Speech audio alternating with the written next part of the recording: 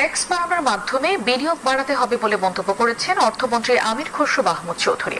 দুপুরে চট্টগ্রামে marine drive সড়কের পশ্চিম পাশে প্রস্তাবিত হাসপাতাল নির্মাণের স্থান পরিদর্শনে গিয়ে সাংবাদিকদের কথা বলেন তিনি। অর্থমন্ত্রী জানান, দেশের উন্নয়ন অব্যাহত রাখতে রাজস্ব আয় বাড়ানো জরুরি, আর সেই রাজস্ব থেকে অবকাঠামো ও সেবা খাতে বিনিয়োগ সম্ভব। বলেন, পরিকল্পিতভাবে কর কাঠামো শক্তিশালী করা গেলে স্বাস্থ্য সহ গুরুত্বপূর্ণ খাতে বড় বিনিয়োগ সম্ভব।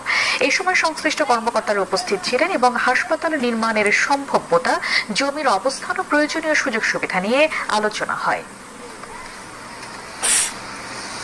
মাধ্যমে যে ইনভেস্টমেন্ট বাড়াতে হবে, দেশের ভিতরে দেশের বাইরে ইনভেস্টমেন্ট বাড়াতে হবে, এর মাধ্যমেই তো একমাত্র আপনি ট্যাক্স যদি বাড়ানো যাবে। এবং কর্মসংস্থান, যেটা আমাদের আরেকটা প্রোগ্রাম, বিএনপির নির্বাচনী প্রোগ্রামের মধ্যে কর্মসংস্থান একটা বড় প্রোগ্রাম, সুতরাং